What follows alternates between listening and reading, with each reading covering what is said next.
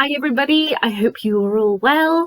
It's been 2 weeks since you last saw me. I thought it was only going to be a week, but because of the book that I've been reading of late, it ended up being 2 weeks. But you know, I'm on this new thing of I'm not gonna let numbers and time and that pressure me. If I need to take longer, I need to take longer. If I want to do other things, I'm gonna do other things. And one thing I did, as you can probably see, I had my hair cut.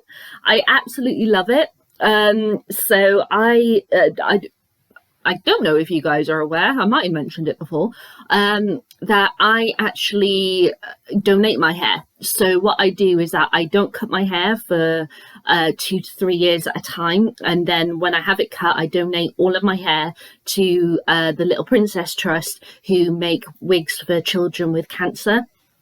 Completely free, and yeah, they're an amazing charity, and I donated another 12 inches of hair, so I think that's my 5th donation now, and I've donated 57 inches of hair throughout my life. Probably, yeah, that's a bit weird to say, because obviously, yeah, that's obvious, but I think it's about the last 10 years or more that I've been doing it. So yeah, 57 inches of hair I've donated, and I absolutely love this cut. I usually have my hair layered, so this is the first time since I was probably about, I don't know, 13, that I've had my hair all the same length when I've had it cut. And yeah, so I'm still not quite used to it. I keep on going do like that, but I absolutely love it. And no, I haven't had my hair dyed. I've got a lot of red in my hair, and it just, so the way the sun is today, it just looks very red, or at least it looks very red on my laptop as I'm filming this. So yeah, but yeah, also doing lots of work as always. Oh, sorry, someone just popped on my screen. Hang on. There we go. Doing loads of work as always. I've just got to get through the next 5 days, and then I am off for a week. I am so excited because I have been so exhausted, and it has been absolutely mental, like more mental than it's ever been at my work during our busy times. So it's just, yeah, it's been tough. It's been a real tough one, and I'm so looking forward to having a week off. And also Bridgerton series 2 dropped on Friday. I've watched it. This is right, it's Sunday the 27th. It dropped on Friday the 25th. I wasn't able to watch during that day because I was working, so I had to wait until after I finished work. I have watched the entire second series, which is about 9 hours, twice through in 2 days. Less than 2 days, because I started about 3 o'clock in the afternoon. So, and it's only 9 o'clock in the morning now on a Sunday. So yeah, that's crazy. I know. And I'm going to start watching it again later today, but today is Mother's Day, and so I'm spending time. My mum and dad are coming over for lunch, and then we're going back to their place to have cake and such with my sister, brother-in-law, and niece and nephew. So yay, I'm really looking forward to today. Anyway, enough of my rambling about me and my life and all that jazz. I'm here to talk about the book I've been reading over the past 2 weeks, which is The Glass Woman by Caroline Lea. So I was really quite excited to read this. Just from the blurb on the back, I was very much, ooh, this is a chill factor kind of book. Laura Purcell raved about it on the cover, and you know how much I love Laura Purcell. It's set in 1686, so it's not Victorian, but it's still, you know, in the past and everything, and it's, yeah, I thought, yeah, oh, I like, yeah, this is ticking a lot of boxes for me. And then I started reading it, and I couldn't finish the book. Now, usually I give a book 100 pages for me to decide if I am willing to carry on with the journey. As you guys know, I've done this before.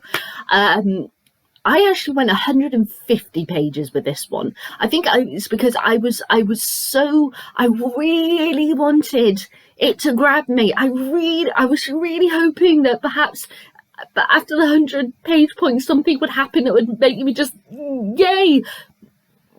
No.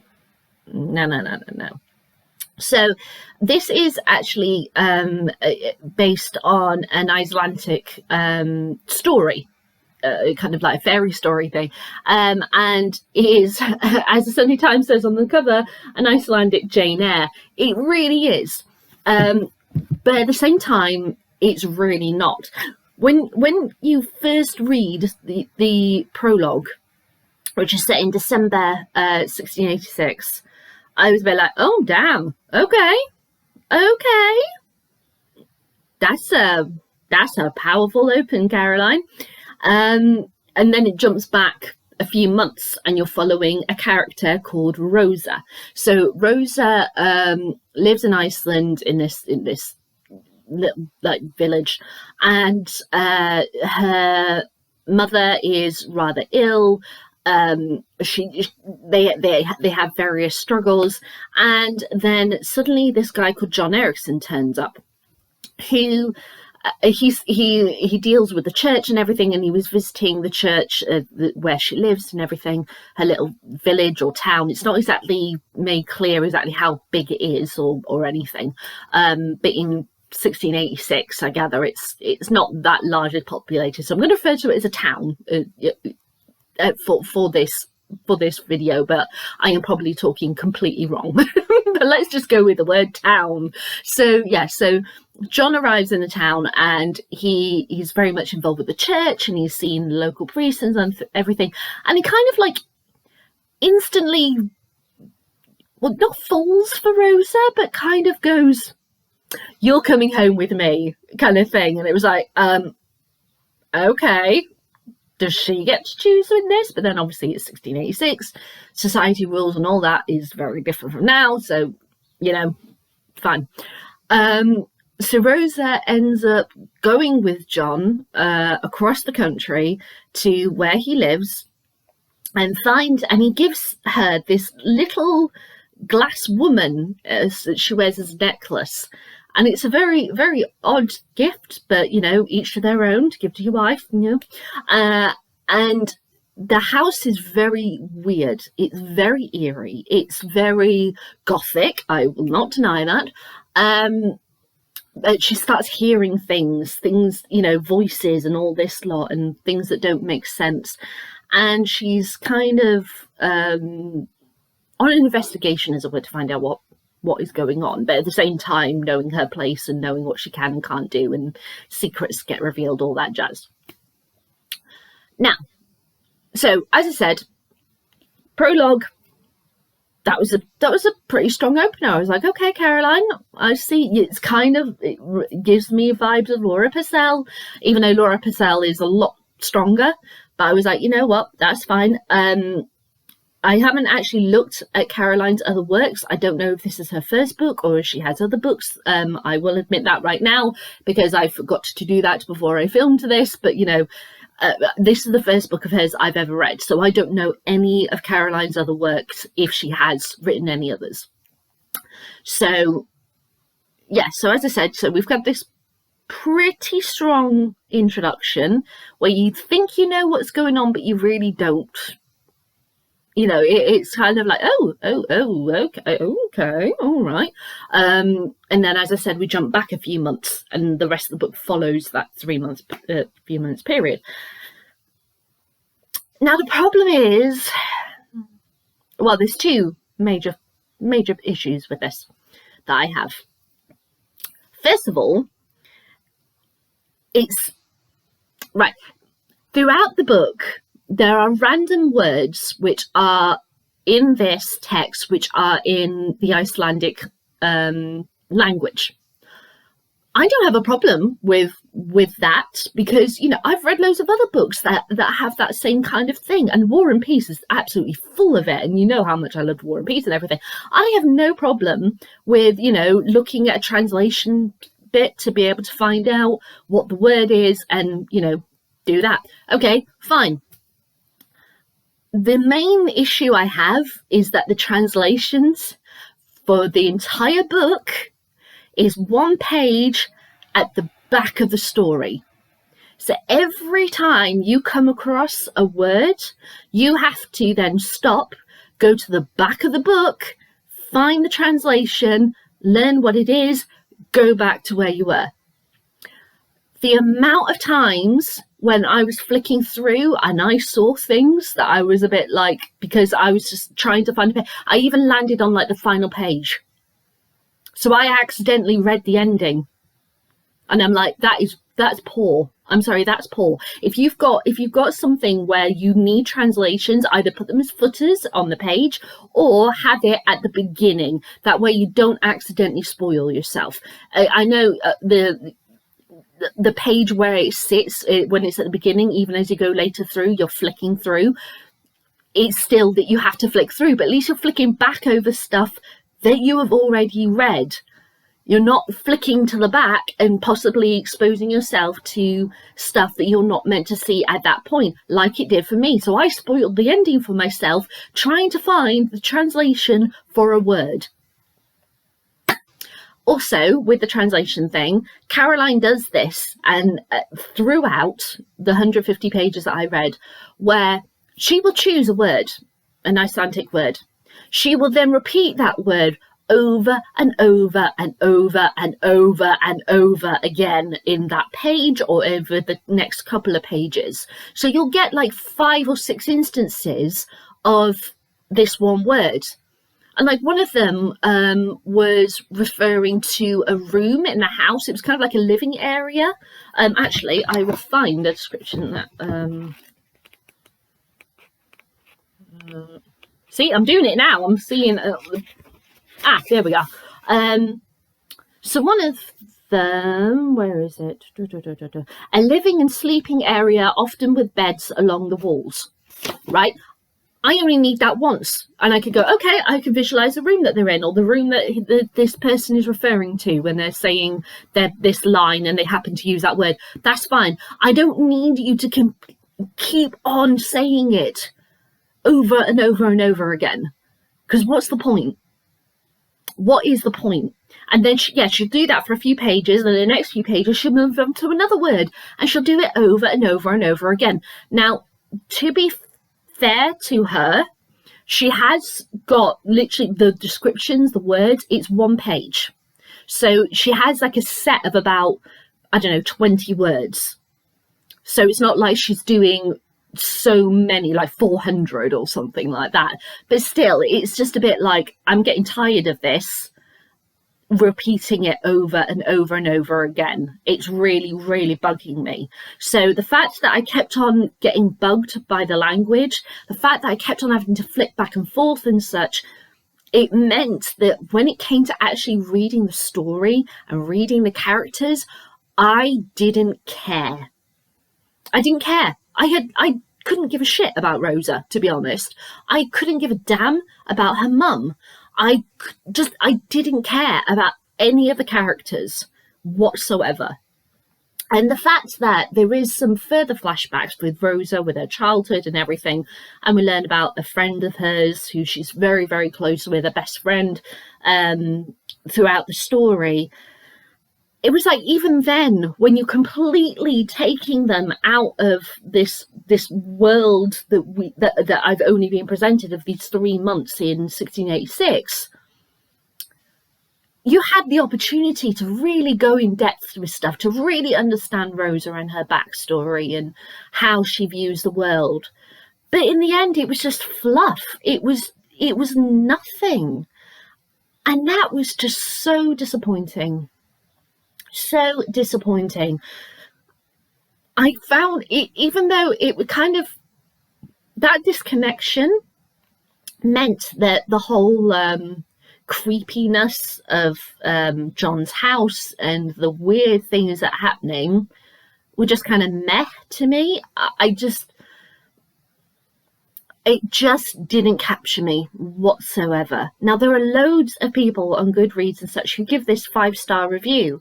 And, each to their own. It worked for them. It didn't work for me.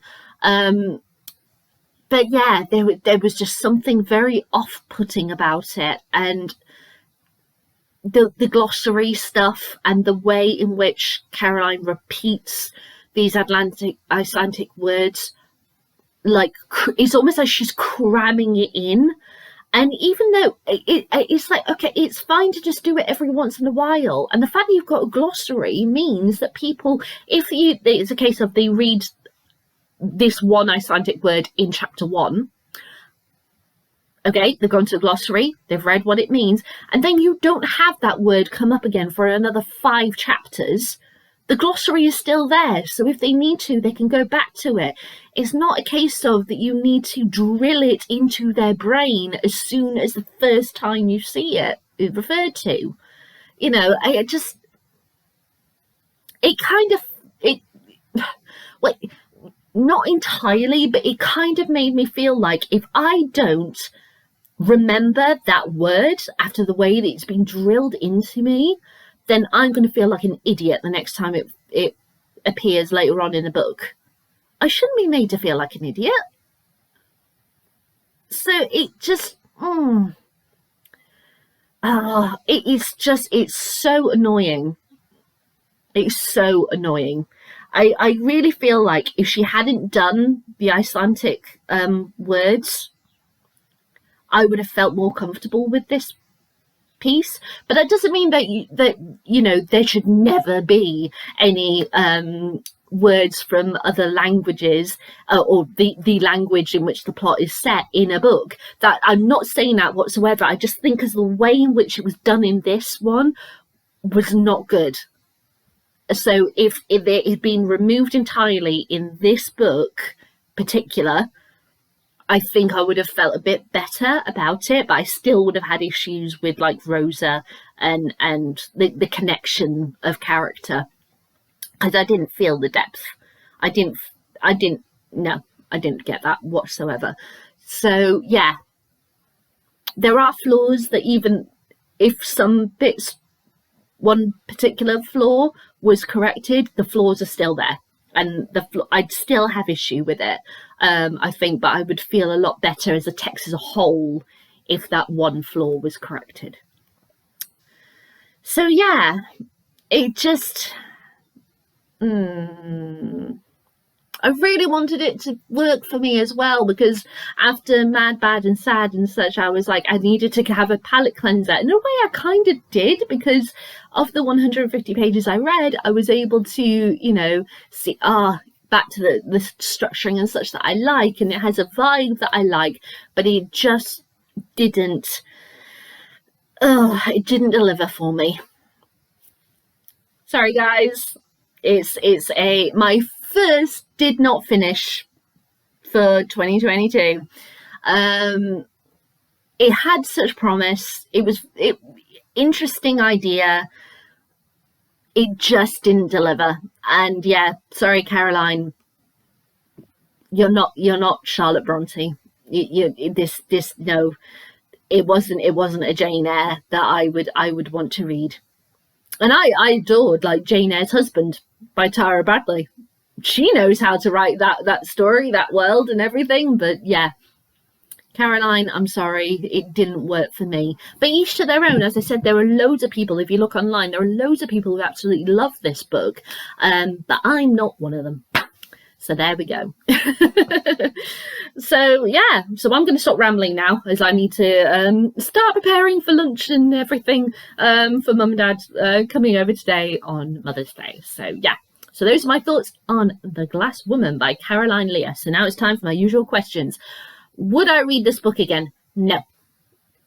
Not even. I'm not even willing to try it again, because I just know I'd be frustrated because of the whole glossary and issues and character, and it just doesn't have the depth. It has like strong writing for gothic stuff, but if you don't have the depth of the character to deliver with it, to drive the narrative, it's not going to work. And because of that, I cannot read this again. Would I recommend this to anyone? Personally, because I didn't get along with it, no. But I'm always very open, each to their own, as I've said multiple times in this video. So if anyone does ask me about it, I'll just say, I didn't get along with it, but that doesn't mean that other people won't. So, I'll let them decide. Would I read any more of Caroline's work? Right.